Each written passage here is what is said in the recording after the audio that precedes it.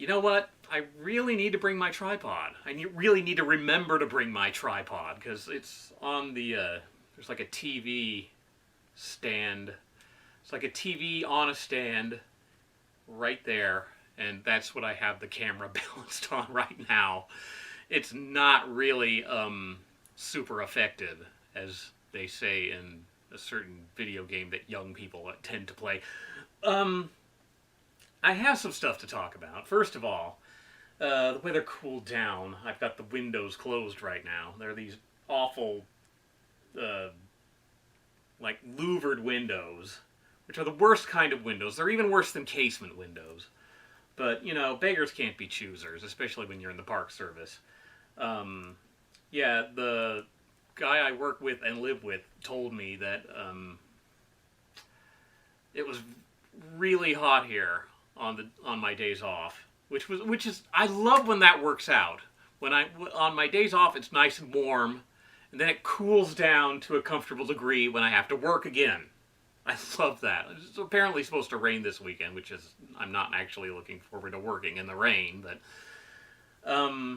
yeah, his days are numbered. In another week and a half, he's just going to be bye-bye. And that's the thing about working for the Park Service. Don't ever get hooked on anyone. Because you're not going to see them. You might never, well, it's not like you might never see them again, but you're probably not going to be working with them for very long. It's like, there was a guy who they had fill in for a couple of weeks when I was starting out, and he went back to his own park. I mean, he just filled in. It's just like, you're not going to see me anymore. Bye. Come up and visit me sometime. I probably will come up and visit him sometime. And, but yeah, the park I used to work at last season, you remember that place? Everyone's gone. I mean, well, not everyone. Like, funnily enough, like the two seasonals I was on with last season, they came back. But everyone else is gone. All the other maintenance staff completely gone. So yeah, that's the thing I've learned working in this in the Park Service for 4 years. Don't get hooked on people, because they're not going to be with you for very long. Anyway, yeah, about this new show, this pop culture thing, I haven't really done much work on it. I'm still, like, in the planning stages for it. I have no idea what my first episode's going to be. I have all these ideas, but I don't have any focus for it. I don't even have a name for the show yet. It's going to be Pop Something, but I haven't really settled on what the actual title of the show is going to be. So, like I said, if any of you have ideas, post them in the comments, or I might use one of your suggestions, or I might just use that as a leaping point towards an actual title for a show. We'll see. I really should, go back to Moe's Books and pick up that copy of the Encyclopedia of Bad Taste, for brainstorming ideas. I have this other book called Retro Hell. It's by the writers of Ben is Dead magazine, which I've never actually read Ben is Dead magazine, but when I flipped through this book for the first time, I said, I have to buy this.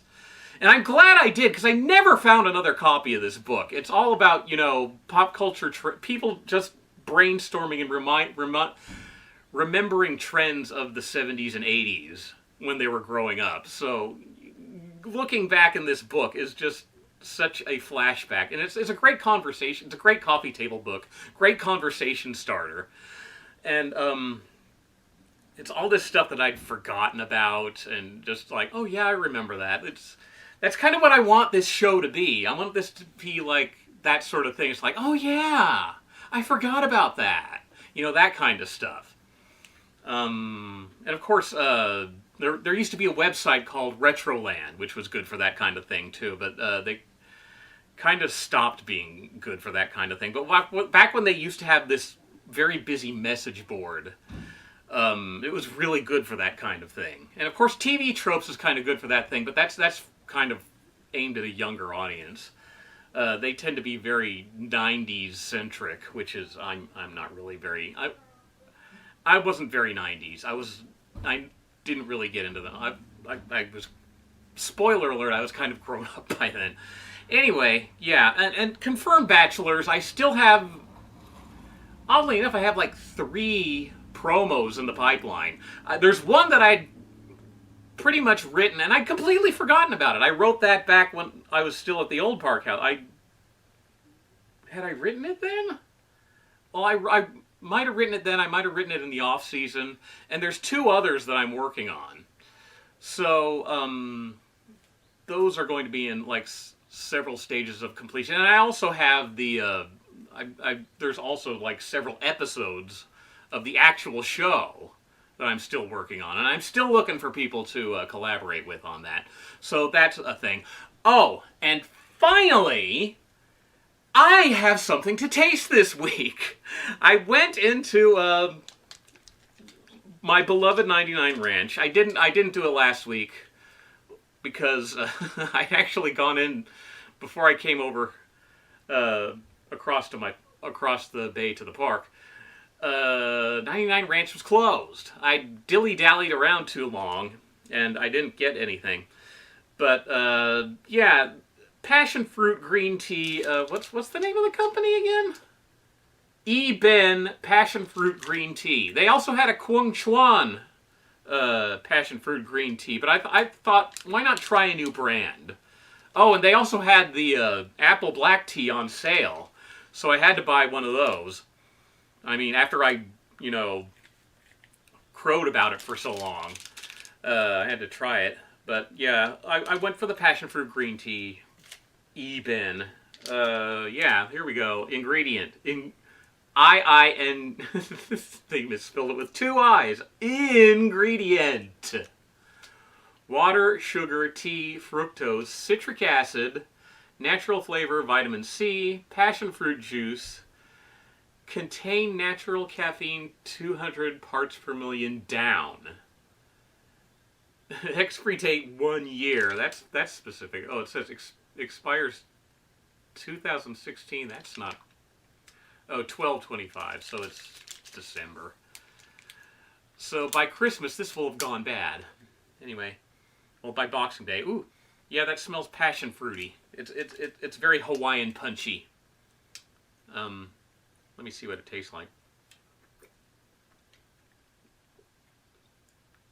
It just tastes like Hawaiian punch. It just tastes like passion fruit. Hang on. Yeah, I get a little bit of the taste.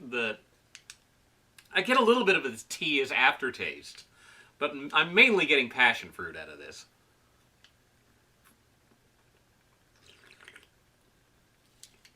Yeah, that's passion fruit. I mean,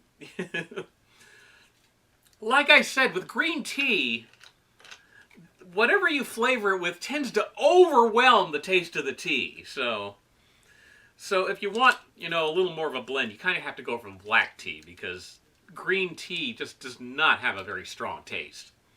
Anyway, yeah, passion fruit green tea. If you like passion fruit, you'll probably like this. If you like tea, get something that has black tea in it.